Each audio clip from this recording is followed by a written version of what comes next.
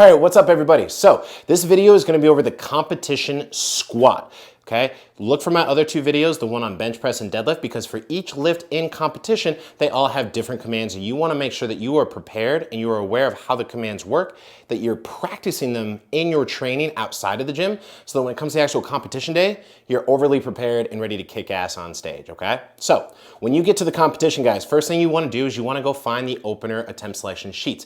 They will be printed off and posted somewhere in the warm-up area. I recommend you take a device, you go snap some pictures of your squat, bench, and deadlift openers as far as the order so that you know when your time is ready to go. The other thing that you also want to keep in mind is monitoring the board, the actual TV screen that is going through the rotation of each athlete and where you are, because for second and third attempts, the order in which you are in the flight can change depending on what number you submit. Okay, so it's really, really important that you are listening, paying attention, so that when it's your time to go, you're ready to get up on stage and do your thing. All right, so let's say it's competition day. My lovely assistant Gabby is gonna be my athlete. I'm gonna be the head referee, because in competition, guys, you're gonna have 3 judges. You'll have a head judge who will make all the commands. That's the one you wanna listen for. And then you're gonna have 2 side judges. All 3 of us are looking for particular things that would potentially DQ you or give you red lights for that particular lift, because our goal is to walk off stage with at least 2 out of 3 white lights. This makes for a good lift, okay? So it is Gabby's turn on the day. When the platform and the bar has been loaded appropriately and it is her turn to go, as the head referee, I'm gonna say platform ready for Gabby. But one thing that I noticed right away is Gabby isn't prepared. Guys, you have to have your belt on, your wrist reps on. If you're gonna wear knee sleeves, if you have a specific type of shoe, everything has to be on and secured. You need to be ready, literally ready to go when they say platform ready before you enter the stage. If I see Gabby's not quite ready, I'm gonna say, Gabby, please step off the stage, put your belt on. When I see Gabby's ready to go, I'm gonna say, okay, platform is now ready. Now, Gabby has 60 seconds to execute her lift. Every athlete gets an allowed 60 seconds. Now, here's a quick trick. Let's say that you are running behind. For some reason, you didn't hear your name.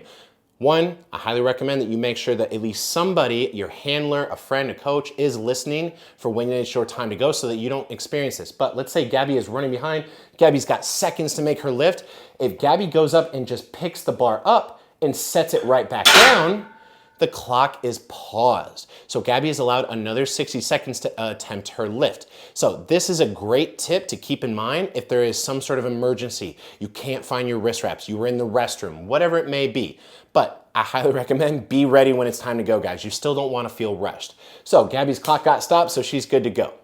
Now, you do not have to wait for the head referee or any other judge to inform you on when to walk out the bar for squatting. You just walk it out when you are ready. Keep in mind, if you have a coach or handler who sets you underneath the bar for your squat, some athletes like to have someone kind of center them up. That particular person is not allowed to touch you in any way. They can't touch you, they can't touch the bar. They can point and they can direct, but they can't physically touch you. And then they have to exit the stage before you can actually get the start command. So, when Gabby has successfully unracked the weight, she steps back. The thing that the head referee is gonna look for is that her knees and her hips have come to a locked out position and that the bar is under her control and stable. In this position, I'm gonna say squat or start. Gabby does an amazing, perfect squat every time. And then when I see that her knees and her hips have locked out successfully and the bar has come to a dead stable rest at the top, that's when you'll get the rack command. And in that situation, typically you'll see spotters and loaders assist Gabby back into the rack because they know that she just did something super badass and that she needs a little help getting it back in the rack, guys. Cool. So, a couple quick things or reasons why you may be red lighted. So to keep this in mind for your competition is that, one, if you do get red lighted, do not ever insult the judges or lose your temper. Guys, you will be kicked out of competitions if you do not handle a situation like that in a mature manner, okay? The thing that I highly recommend is that you go and you approach that judge, hey Gabby, come here. You got red lighted because you're too cute. And they'll let you know, and then she'll try not to do that next time, okay? You know better. So In that situation, now you can correct it for your second and third attempts. It is not the end of the world, guys. Things happen, right? But a majority of the time, the reasons why you might get red lighted is you didn't listen to your commands. That's a big one. So really, really important for the squat, it's start or squat and rack. That is it. That's all you need to worry about. Second from that you don't do a proper competition standard squat, which means not breaking parallel, not locking your knees and hips out at the top, or having soft knees, if you will, right? Not having the bar controlled or stable. Let's say you put it on your shoulders and it's still moving around a good bit. All of these can be a warranted reason for the judges to give you a red light. Guys, our goal is to at least get 2 out of 3 white lights on each lift, preferably 3 because we want to execute properly and be a boss like that.